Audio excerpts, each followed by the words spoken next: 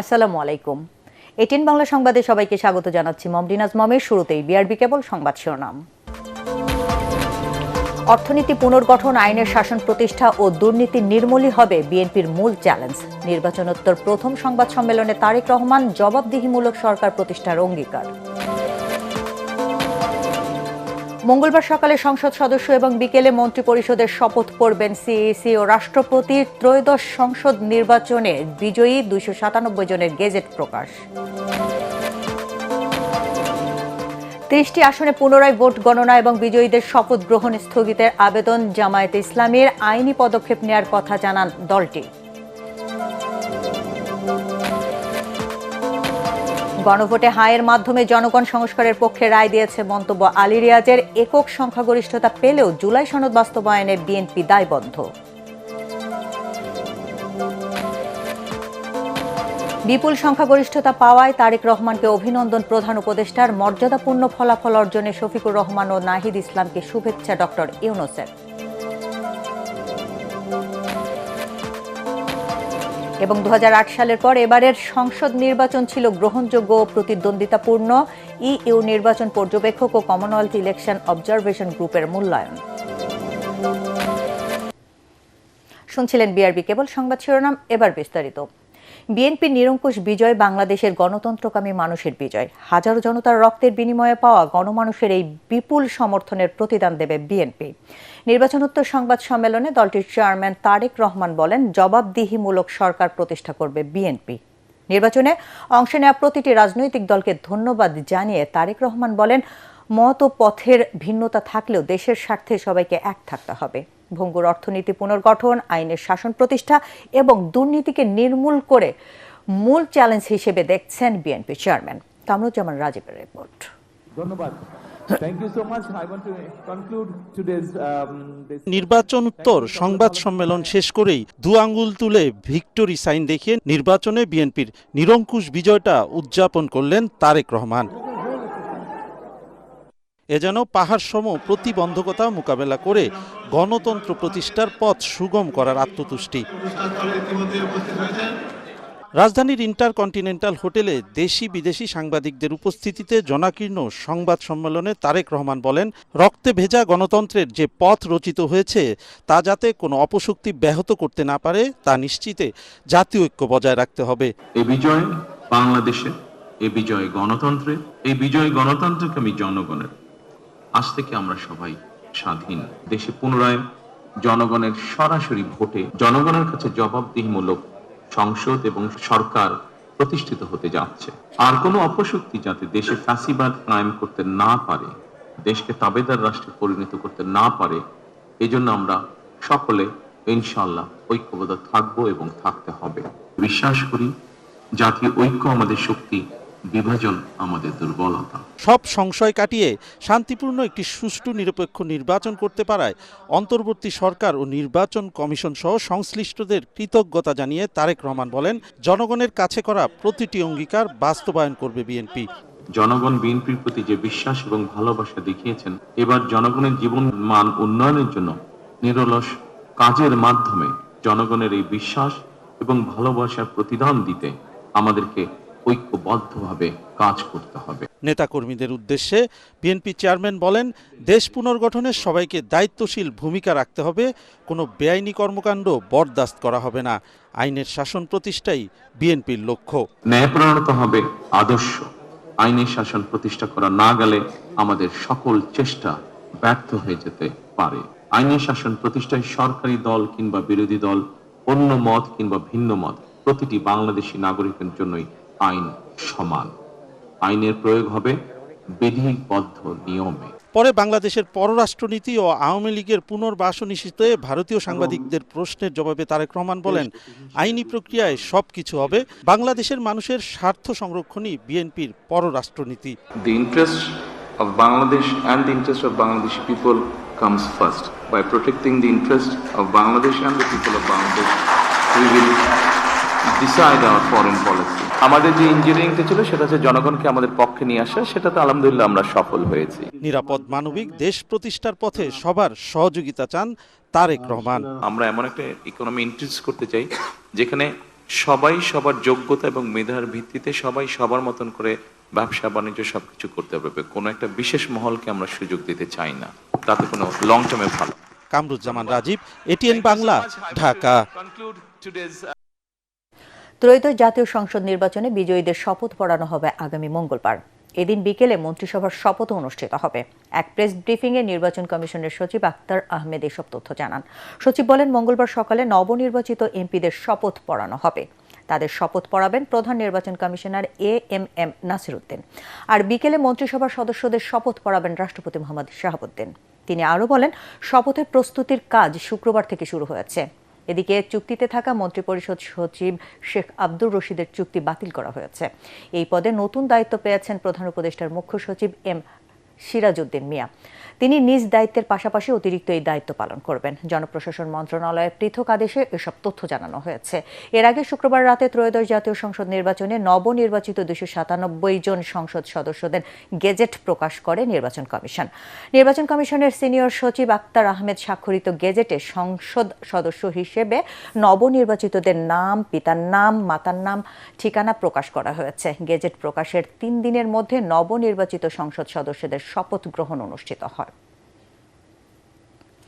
বিপুল সংখ্যাগরিষ্ঠতা নিয়ে জয়লাভ করায় বিএনপি চেয়ারম্যান তারেক রহমানকে অভিনন্দন জানিয়েছেন প্রধান উপদেষ্টা প্রফেসর মোহাম্মদ ইউনূস। এক অভিনন্দন বার্তায় তারেক রহমানের উদ্দেশ্যে প্রধান উপদেষ্টা বলেন, গণতান্ত্রিক উত্তরণের ঐতিহাসিক প্রক্রিয়ায় জনগণের এই সুস্পষ্ট রায় দেশের সাংবিধানিক ও গণতান্ত্রিক ধারাবাহিকতা এবং প্রাতিষ্ঠানিক স্থিতিশীলতার ক্ষেত্রে অত্যন্ত গুরুত্বপূর্ণ মাইল ফলক হয়ে থাকবে।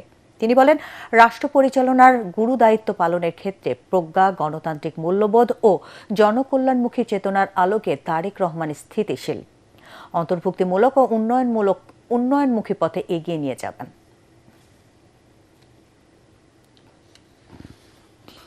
এদিকে নির্বাচনে মর্যাদাপূর্ণ ফলাফল অর্জন করায় জামায়াতের আমির ডাক্তার শফিকুর রহমানকে অভিনন্দন ও ধন্যবাদ জানিয়েছেন প্রধান উপদেষ্টা প্রফেসর মোহাম্মদ ইউনূস। এক বার্তায় প্রধান উপদেষ্টা বলেন, নির্বাচন প্রচার পর্ব থেকে শুরু করে ফলাফল ঘোষণার পরবর্তী সময় পর্যন্ত আমিরে জামায়াতের রাজনৈতিক শিষ্টাচার, দায়িত্বশীল বক্তব্য ও কর্মীদের প্রতি শান্তিপূর্ণ আচরণের আহ্বান দেশের সামগ্রিক পরিস্থিতিকে স্থিতিশীল রাখতে বিশেষ ভূমিকা রেখেছে। নির্বাচনে সাফল্য অর্জন করায় জাতীয় নাগরিক পার্টির আহ্বায়ক নাহিদ ইসলামকে অভিনন্দন জানিয়ে বার্তা দিয়েছেন অন্তর্বর্তী সরকারের প্রধান প্রফেসর মোহাম্মদ ইউনূস।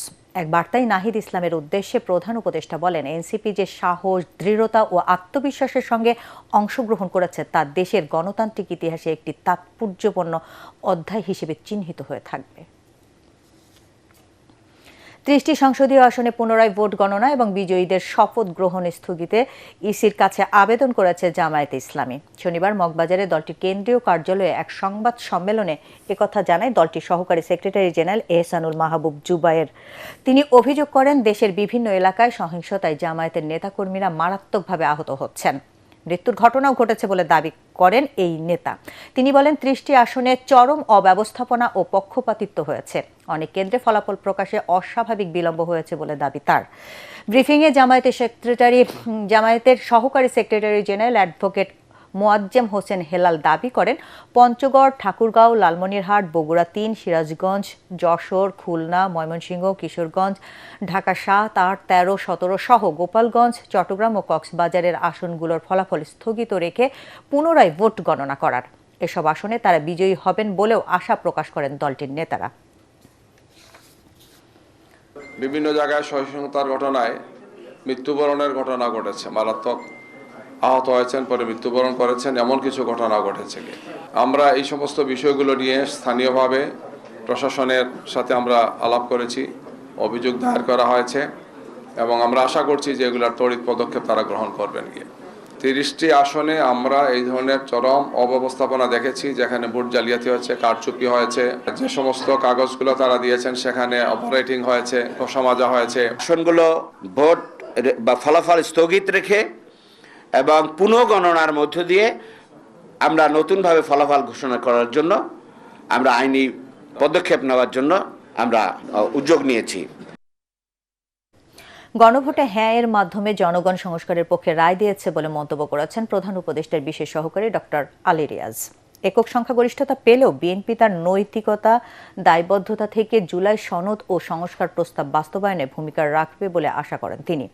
রাষ্ট্র সংস্কারে সবাই অঙ্গীকারবদ্ধ জানিয়ে আলী রিয়াজ বলেন, সংসদের ভেতরে বাইরে সব রাজনৈতিক দল আলোচনার মাধ্যমে গণরায় বাস্তবায়ন করবে। বিস্তারিত জানাচ্ছেন সৈয়দ রিয়াজ। ১৩তম জাতীয় সংসদ নির্বাচনের সাথে অনুষ্ঠিত গণভোটেরও গেজেট প্রকাশ করেছে ইসি।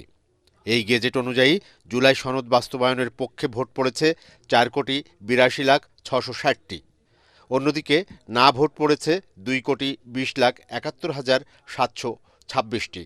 প্রাপ্ত ব্যালটের মধ্যে বাতিল হয়েছে 74,22,637টি। ভোটারদের 60%-এরও বেশি গণভোটে অংশ নিয়েছেন।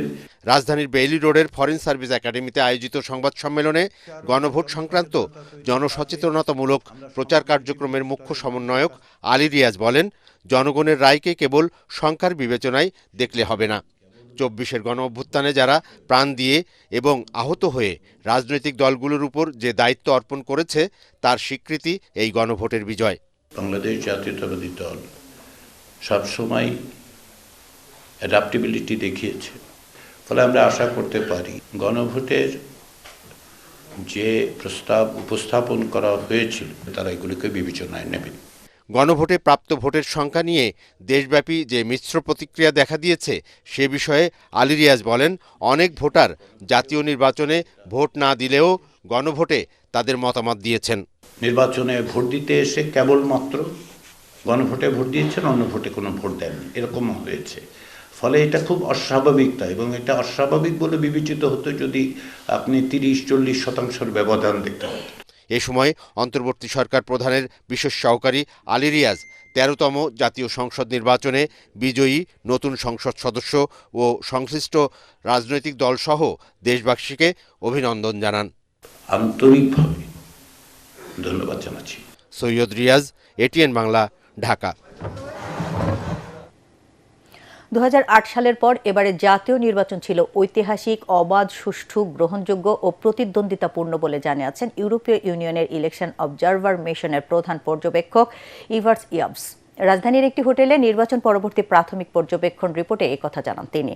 ইভার্স ইয়াবস বলেন, নির্বাচন কমিশন স্বাধীন ও পেশাদারিত্বের সঙ্গে দায়িত্ব পালন করাচ্ছে। এদিকে এবারের নির্বাচন সুষ্ঠু, শান্তিপূর্ণ ও গ্রহণযোগ্য হয়েছে বলে জানিয়েছেন Commonwealth election observer group.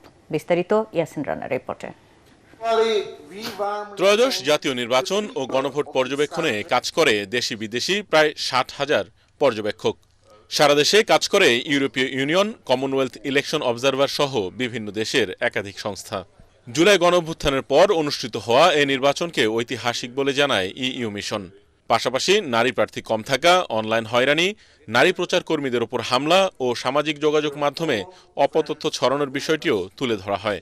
EU observer মিশনের প্রধান ইভার্স ইয়াবস বলেন, ২০০৮ সালের পর এই নির্বাচন অবাধ, সুষ্ঠু ও গ্রহণযোগ্য হয়েছে। For the first time since 2008, elections were genuinely competitive, conducted under a renewed legal framework that largely accords with international standards and with fundamental freedoms broadly respected. গণতন্ত্র পুনরুদ্ধার ও নির্বাচনের বিষয়ে জনগণের আস্থা ফেরাতে এই নির্বাচন কাজ করেছে বলেও জানায় EU. Our assessment of this historic election would be incomplete without acknowledging the importance of civil society. Many grassroots and national organizations made commendable efforts to restore public trust in the electoral process. Bangladesh has made a pivotal step to restore public trust in democratic elections and good governance. এবার নির্বাচন commission স্বাধীনভাবে কাজ করতে পেরেছে বলেও জানানো হয়। The Commission worked independently and transparently, while the commitment of election officials to uphold democratic standards has set a new benchmark for future elections in Bangladesh. এদিকে কমনওয়েলথ ইলেকশন অবজারভার গ্রুপের পক্ষ থেকে আরেকটি ব্রিফিংয়ের আয়োজন করা হয়। এতে গ্রুপের চেয়ারম্যান ও ঘানার সাবেক প্রেসিডেন্ট নানা আকুফো আদ্দো নির্বাচন শান্তিপূর্ণ বলে প্রতিবেদন তুলে ধরেন। Election, it was peaceful, it was orderly, and it was transparent. And I think that those are the indices of an acceptable election. ভবিষ্যতে বাংলাদেশে আরও ভালো নির্বাচন অনুষ্ঠিত হবে বলে প্রত্যাশা ব্যক্ত করেন বিদেশি পর্যবেক্ষকরা। ইয়াসিন রানা, এটিএন বাংলা, ঢাকা। দীর্ঘদিনের পরিকল্পনা, সাংগঠনিক কৌশল ও ভোটার স্থানান্তরে ঢাকা মহানগরের 15টি আসনের 7টিতেই জয় পেয়েছে জামায়াত জোট। এমন মন্তব্য করে রাজনৈতিক বিশ্লেষকরা বলছেন, বিএনপির অভ্যন্তরীণ কোন্দল আর বিদ্রোহী প্রার্থী থাকায় ঢাকার 2টি আসনে সহজ বিজয় পেয়েছে 11 দলীয় প্রার্থীরা। ঢাকা মহানগরের অন্য 8টি আসনে জামায়াত না জিতলেও বিএনপির সাথে ভোটের ব্যবধান ছিল মাত্র 2 থেকে 6 হাজার। বিস্তারিত মিজান শাহজাহানের রিপোর্টে। ত্রয়োদশ জাতীয় সংসদ নির্বাচনে 297টি আসনের ফলাফলে দেখা যাচ্ছে বিএনপি এককভাবে পেয়েছে 209 আসন, তাদের জোটের ঝুলিতে 212 আসন। অন্যদিকে জামাতের নেতৃত্বাধীন 11 দলীয় ঐক্য পেয়েছে 77 আসন। সারা দেশে 282 আসনে জামাত পেয়েছে 70 আসন। আর রাজধানীতে চমক দেখিয়ে ঢাকার 2 সিটিতে 15 আসনের মধ্যে 7টি তাদের দখলে। তারেক রহমানের ঢাকা 17 সহ জামাতের হাতছাড়া হওয়া 8টি আসনেও বিএনপির প্রার্থীদের সাথে ভোটের ব্যবধান খুব বেশি নয়। এই সাফল্যের কারণ হিসাবে সাংবাদিক ও কলামিস্ট সোহরাব হাসান জামাতের সুদূরপ্রসারী কৌশল, সাংগঠনিক শক্তিকেই কৃতিত্ব দিচ্ছেন। সাধারণ মানুষের বিপদে আপদে দাঁড়ানো এবং তাদের অনেকগুলো জনসেবামূলক প্রতিষ্ঠান আছে, হাসপাতাল, শিক্ষা প্রতিষ্ঠান, সেগুলোর মাধ্যমে মানুষকে সেবা দেওয়া, যেটি আমাদের সেকুলার দলগুলো, সেকুলার বা মধ্যপন্থার দলগুলো সেটি ব্যাপারে খুব আগ্রহ দেখায় না। অন্য দলের নির্বাচনী রাজনীতিটা শুরু হয় তফসিল ঘোষণার পরে অথবা নির্বাচনের তারিখ ঘোষণার পরে। জামাত ইসলামী অনেক আগে থেকে এটি শুরু করে। ঢাকা শহরে অনেক ভোটার করেছে তারা ধরে নিয়েছে, তারা লক্ষ্যবস্তু করেছে কোন কোন এলাকায় তাদের প্রার্থী জয়ী হতে পারে। ঢাকা 4, ঢাকা 5, ঢাকা 11, ঢাকা 15 ও ঢাকা 16 আসনে বিএনপির বিদ্রোহী প্রার্থী ছিল না। তবে ঢাকা 12 ও ঢাকা 14 আসনে বিএনপি বিদ্রোহী প্রার্থীদের নিয়ন্ত্রণ করতে পারেনি।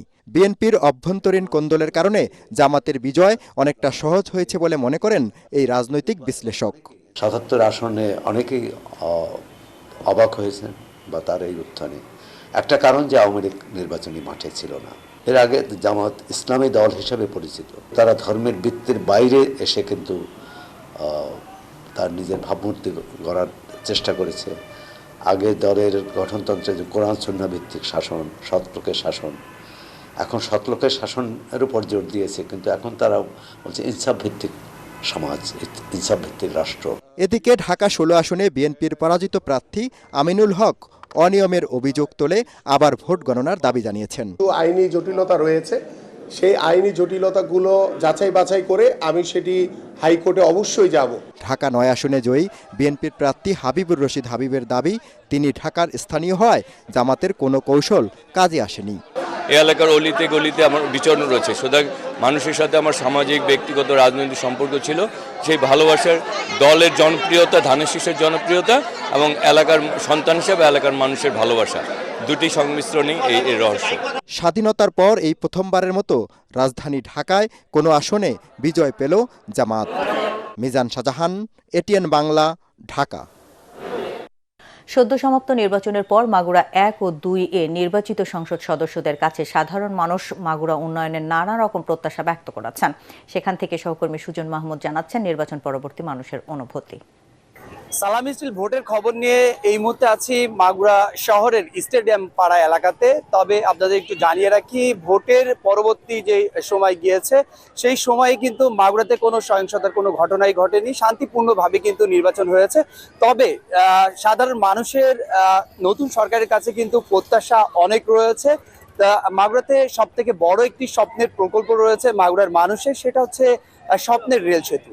আর দীর্ঘ 8 বছর ধরে এই প্রকল্পটি কিন্তু চলছে, তবে এটা খুব দ্রুত শেষ হলেই এই মাগুরার মানুষ কিন্তু এই রেল লাইনে চড়তে পারবে, এমনটি প্রত্যাশা মাগুরার নতুন 2 জন এমপির কাছে। এই ছিল মাগুরার থেকে এই নির্বাচনী পরবর্তী সংবাদ। জাতীয় সংসদ নির্বাচন শেষে ঝালকাঠি থেকে সবশেষ জানাচ্ছেন আমাদের প্রতিনিধি HM নাসিরউদ্দিন। দর্শক, সালাম স্টিল ভোটের গাড়ি নিয়ে আমি উপস্থিত আছি ঝালকাঠি 1 আসন রাজাপুর কাঠালিয়ায়। আপনারা জানেন যে ত্রয়োদশ জাতীয় সংসদ নির্বাচনে ঝালকাঠি 1 রাজাপুর কাঠালিয়া থেকে কেন্দ্রীয় ধর্ম বিষয়ক সম্পাদক মোহাম্মদ রফিকুল ইসলাম জামাল, উনি ধানের শীষ প্রতীক নিয়ে বিপুল ভোটে এমপি নির্বাচিত হয়েছেন। আপনাদেরকে আরেকটু আমি জানাতে চাই যে গতকাল এবং আজকে কাঠালী উপজেলা পাটিকেলকাটা ইউনিয়নে বিভিন্ন স্থানে 4টি বাড়িঘর ভাঙচুর করা হয়েছে, 3টি ব্যবসা প্রতিষ্ঠান ভাঙচুর করা হয়েছে এবং 2 নারীকে পিটিয়ে আহত করা হয়েছে। এ ব্যাপারে কাঠালিয়া থানায় একটি মামলা হয়েছে 19 জনকে আসামি করে এবং এই ঘটনায় 2 জনকে গ্রেপ্তার করা হয়েছে। এই ছিল ঝালকাঠি 1 আসনের সর্বশেষ খবর। এদিকে ঋতুরাজ বসন্তের প্রথম দিন পহেলা ফাল্গুন, অন্যদিকে ইংরেজি ক্যালেন্ডার হিসেবে বিশ্ব ভালোবাসা দিবস। বিশ্বজুড়ে কেবল ভ্যালেন্টাইন্স ডে উদযাপিত হলেও বাংলাদেশে একই সাথে উদযাপিত হয় পহেলা ফাল্গুন। প্রাণ প্রকৃতিতে বসন্ত আর ভালোবাসা যেন একাকার, উৎসবের রঙে মেতে ওঠে হৃদয়। তহিদুর রহমান নিশানের রিপোর্ট। ঋতুরাজ বসন্তের প্রথম দিন আজ, একই সঙ্গে বিশ্ব ভালোবাসা দিবস। প্রকৃতি আর প্রেম, এই 2 অনুভূতি যেন মিলেছে এক বিন্দুতে। রঙের উচ্ছ্বাস আর হৃদয়ে ভালোবাসার উন্মেষ।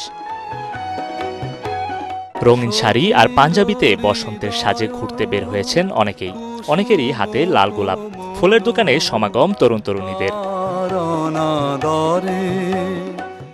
বসন্ত যখন আসে মনের মধ্যে এমনিতেই দেখবেন যে ভালো লাগা কাজ করে, প্রকৃতি ভিন্ন রকম হয়ে ওঠে। ফাল্গুন আর ভালোবাসা দিবসে ওইভাবেই আজকের মতোই কাটিয়েছি। ভালোবাসা দিবসে ভিন্নভাবে নিজেদের ভালোবাসা প্রকাশ করার কথাও জানান অনেকেই। এই ভালোবাসার টানে আমি ছিলাম ফরিদপুর থেকে ঢাকা চলে আসছি। ঢাকা আসছে আমার ফ্যামিলির কাছে সময় কাটানোর জন্য আসছি। রাজধানী সহ দেশের বিভিন্ন প্রান্তে শুরু হয় বসন্ত বরণ আর ভালোবাসা দিবসের আয়োজন। এমন উদযাপন দেখে মুগ্ধ বিদেশি নাগরিকরাও। ঢাকা বিশ্ববিদ্যালয়ের বকুলতলার পরিবর্তে আগারগাঁওয়ের মুক্তিযুদ্ধ জাদুঘরে অনুষ্ঠিত হয় বসন্ত উৎসব। সুখী জনে যেন প্রকৃতিপ্রেমীরা মনে করেন ভালোবাসা ছড়িয়ে দেওয়ার মাধ্যমেই নিজের ভেতরের সব ক্লান্তি ছড়িয়ে নতুন করে বাঁচতে শেখা যায়। মানুষের মনে ভালোবাসা আসে, ভালোবাসা প্রকাশ করে, গাছের প্রতি প্রকাশ করে, ফুলের প্রতি প্রকাশ করে, দেশের প্রতি প্রকাশ করে। পহেলা ফাগুন ও ভালোবাসা দিবস, 2 উৎসবকে ঘিরে প্রাণ প্রকৃতিতে উৎসবের আমেজ। পহেলা ফাল্গুন মনে করিয়ে দেয় জীবনকে রঙিন রাখতে হলে প্রকৃতির সঙ্গে তাল মেলাতে হয়। আর বিশ্ব ভালোবাসা দিবস শেখায় ভালোবাসাই সবচেয়ে বড় শক্তি। আজ বসন্ত আর ভালোবাসা দুটোই ছড়িয়ে দিয়েছে নতুন আশার সুবাস। তহিদুর রহমান নিশান, এটিএন বাংলা, ঢাকা। সালামিস্টের ভোরের গাড়ি নিয়ে এই মুহূর্তে নারায়ণগঞ্জের চাষারায় আছেন প্রতিনিধি আব্দুল সালাম। তিনি জানাচ্ছেন সেখানকার সর্বশেষ পরিস্থিতি। নির্বাচন কমিশনের বাধ্যবাধকতার কারণে নির্বাচন শেষ হওয়ার পরেও কিন্তু আনুষ্ঠানিকভাবে যে আনন্দ উৎসব হওয়ার কথা ছিল সেটি কিন্তু নারায়ণগঞ্জের 5টি আসনের কোনো আসনেই লক্ষ্য করা যায়নি। সাধারণ মানুষের সাথে আমরা কথা বলে জেনেছি যে তারাও কিন্তু নির্বাচন শান্তিপূর্ণ হওয়াতে এবং তারা কিন্তু অনেকটা স্বস্তিতে আছেন এবং তারা আশ্বস্ত বোধ করছেন যে এখন পর্যন্ত নির্বাচনোত্তর কিন্তু কোনো সহিংসতা ঘটেনি এবং বিজয়ী প্রার্থীদের বাসায় গিয়ে কিন্তু পরাজিত প্রার্থীরা তারা মিষ্টি মুখ করাচ্ছেন, তারা কিন্তু ফুলের শুভেচ্ছা জানাচ্ছেন এবং তারা কিন্তু আগামীতে একত্রে কাজ করারও অনেকে অঙ্গীকার করেছেন। এই ছিল আমার নারায়ণগঞ্জে আজকের নির্বাচনী পরবর্তী পরিস্থিতির সর্বশেষ। সদ্য সমাপ্ত জাতীয় সংসদ নির্বাচন শেষে শেরপুর 1 আসনের শেখাটি বাজার এলাকা থেকে সবশেষ জানাচ্ছেন আমাদের প্রতিনিধি আব্দুর রহিম বাদল। সালামশীল ভোটের গাড়ি নিয়ে এখন দাঁড়িয়ে আছি আমি শেরপুর সদর 1 আসনের শেরপুর পৌরসভার শেখাটি বাজার এলাকায়। এবার শেরপুরে 1 এবং 2 আসনে ত্রয়োদশ জাতীয় সংসদ নির্বাচন অনুষ্ঠিত হয়েছে। এই নির্বাচনে ভোটাররা শান্তিপূর্ণ পরিবেশে, উৎসবমূলক পরিবেশে ভোট প্রদান করেছেন এবং ভোটাররা ভোটের পর থেকে শেরপুরে শান্তিপূর্ণ পরিবেশ বিরাজমান রয়েছে। এখানে আইন শৃঙ্খলা পরিস্থিতি স্বাভাবিক রয়েছে এবং আইন শৃঙ্খলা রক্ষাকারী বাহিনী সতর্ক অবস্থানে রয়েছে। শেরপুরের রিটার্নিং অফিসার এবং জেলা প্রশাসক তরফদার মাহমুদুর রহমান আমাকে জানিয়েছেন শেরপুর সদর 1 আসনে শতকরা 55% এবং শেরপুর 2 আসনে 51.75% ভোটাররা ভোট দিয়েছেন। এই ছিল শেরপুর থেকে সালামশীল ভোটের গাড়ির সর্বশেষ। এবার সন্ধানে লাইফ ইন্স্যুরেন্স আন্তর্জাতিক সংবাদ।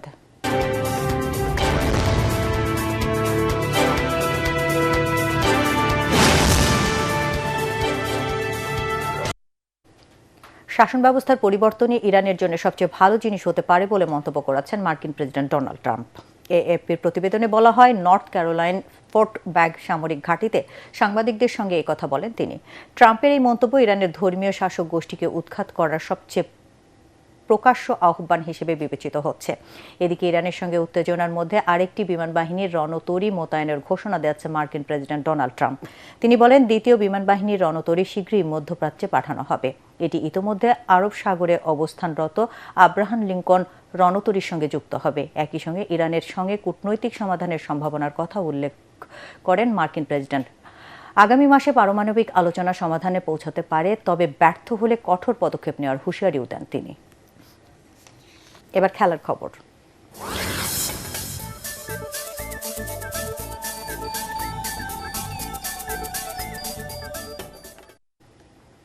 টি-20 বিশ্বকাপে দিনের তৃতীয় ম্যাচে নিউজিল্যান্ডকে 7 উইকেটে হারিয়েছে দক্ষিণ Africa.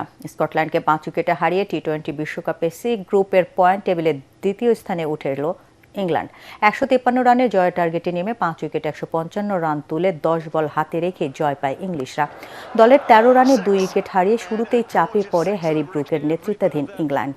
English wicket keeper Jos Buttler 3 রানে 7 ঘরে ফিরলেও রোহিত শর্মার পর আন্তর্জাতিক টি-20তে 4000 রানের মাইল ফলক স্পর্শ করেন।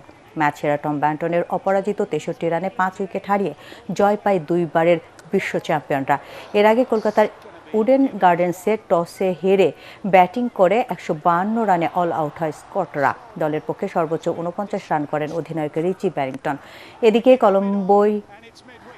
কলম্বোয় বি গ্রুপ ম্যাচে টি-20 বিশ্বকাপে সর্বোচ্চ রানের রেকর্ড গড়া ম্যাচে ওমানকে 96 রানে হারিয়েছে আয়ারল্যান্ড। অপরদিকে দিনের তৃতীয় ম্যাচে নিউজিল্যান্ডকে 7 উইকেটে হারিয়েছে দক্ষিণ আফ্রিকা।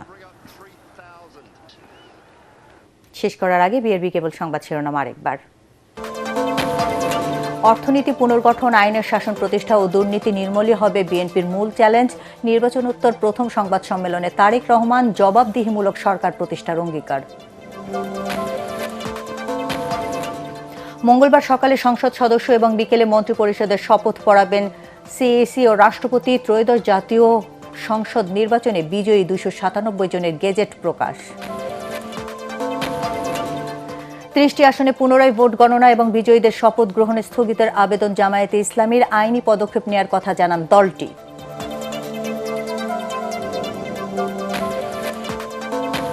গণভোটে হ্যাঁয়ের মাধ্যমে জনগণ সংস্কারের পক্ষে রায় দিয়েছে মন্তব্য আলী রিয়াজের। একক সংখ্যাগরিষ্ঠতা পেলেও জুলাই সনদ বাস্তবায়নে বিএনপি দায়বদ্ধ।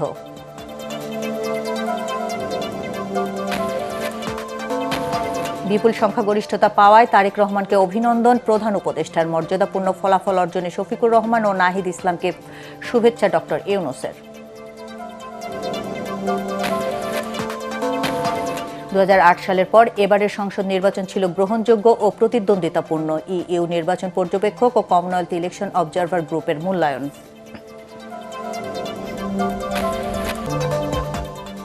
দর্শন, এটিএন বাংলার পরবর্তী সংবাদ দেখার আমন্ত্রণ জানিয়ে এখনকার মতো শেষ করছি। এটিএন বাংলা সংবাদ ইউটিউবে দেখতে ব্রাউজ করুন youtube/ATN Bangla News। ধন্যবাদ সবাইকে।